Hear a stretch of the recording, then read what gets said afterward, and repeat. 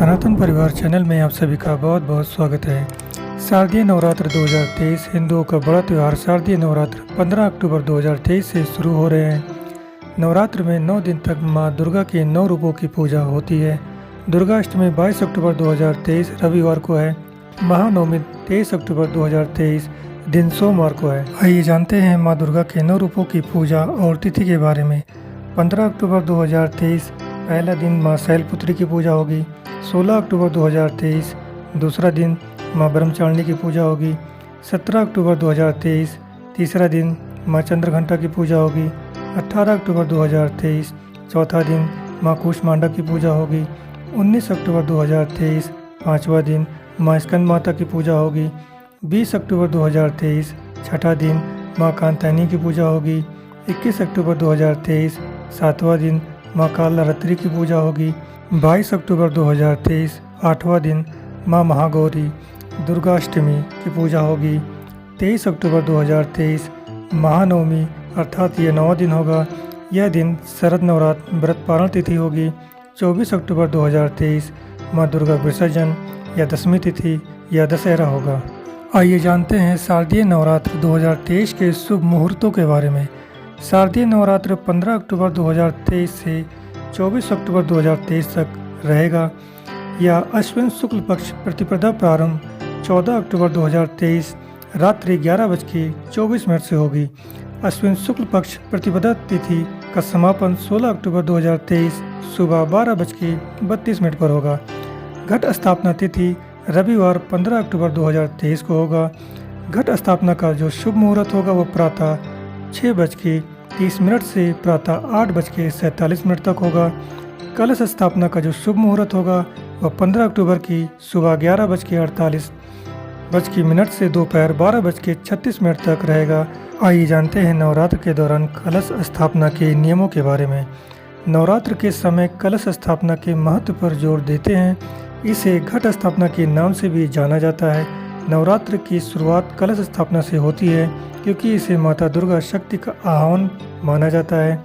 ऐसा माना जाता है कि गलत समय पर कलश स्थापित करने से देवी नाराज हो जाती हैं। रात्रि के समय या अमावस्या के दिन कलश स्थापना करना वर्जित है।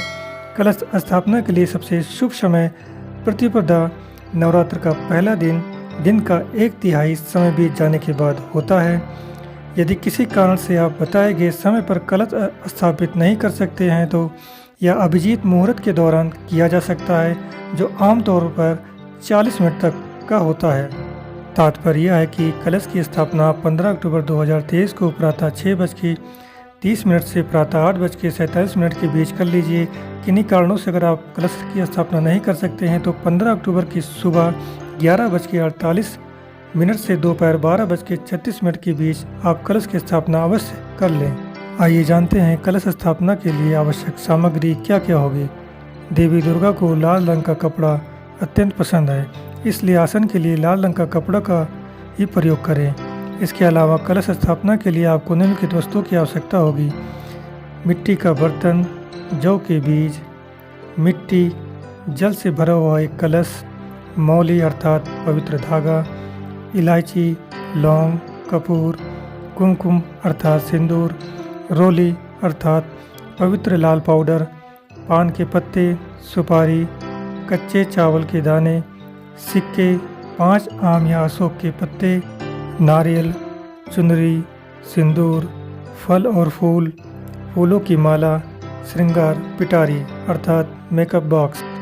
कलश स्थापना के लिए निम्नलिखित चरणों का विशेष सावधानी से पालन करें। नवरात्रि के दिन सुबह जल्दी स्नान कर लें और स्वच्छ कपड़े पहनें। मंदिर या निर्दिष्ट क्षेत्र की सफाई करने के बाद भगवान गणेश का आह्वान करें और फिर देवी दुर्गा के नाम पर एक अखंड दीपक जलाएं। मिट्टी के बर्तन में जौ के बीज बो दें। तांबे के लोटे के ऊपरी भाग पर रोली से स्वास्तिक का चिन्ह बनाएं। मटके के गले में मौली बांधें। लोटे में पानी भरें और कुछ गंगा जल की बूंदें डालें। अब बर्तन में 125 रुपये, लौंग, इलायची, कपूर और अक्षत डालें। कलश के ऊपर या अशोक के 5 पत्ते अवश्य रखें। नारियल को लाल कपड़े में लपेटकर मौली से बांध दें। नारियल को कलश के ऊपर रखें। कलश को मिट्टी से भरें, उस गमले के बीच में रखें जहां आपने जौ के बीज बोए हैं। कलश स्थापना के साथ ही 9 दिन तक चलने वाली नवरात्र व्रत का संकल्प लें। वैकल्पिक रूप से आप देवी के नाम अखंड ज्योति भी जला सकते हैं। देवी दुर्गा के आशीर्वाद का आह्वान करते हुए माँ दुर्गा की आरती कीजिए और नवरात्रि के प्रथम दिन माँ शैलपुत्री की पूजा कीजिए। आइए जानते हैं संक्षेप में देवी दुर्गा के 9 अवतारों के बारे में। प्रथम दिन प्रतिपदा के दिन माँ शैलपुत्री की पूजा की जाती है। शैल का अर्थ है पर्वत और पुत्री का अर्थ है बेटी। चूँकि देवी पार्वती पर्वत देवता की पुत्री है, इसलिए उन्हें इस दिन महत्व दिया जाता है। द्वितीय पर देवी ब्रह्मचारिणी दुर्गा देवी का एक रूप है और वह क्रोध को कम करने वाली हैं, इसलिए दूसरा दिन इस देवी को समर्पित है। तृतीया चंद्रघंटा देवी। तृतीया पर भक्त चंद्रघंटा की पूजा करते हैं। ऐसा माना जाता है कि उसकी तीसरी आंख और वह दुष्ट राक्षसों से लड़ती है। पूजा के दौरान उसे प्रसन्न करने के लिए चमेली के फूल अवश्य चढ़ाएं। चतुर्थी कुष्मांडा देवी।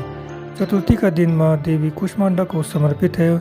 उनके नाम का अर्थ है ब्रह्मांडीय अंडा और वह सभी में ऊर्जा और गर्मजोशी फैलाने के लिए जानी जाती हैं।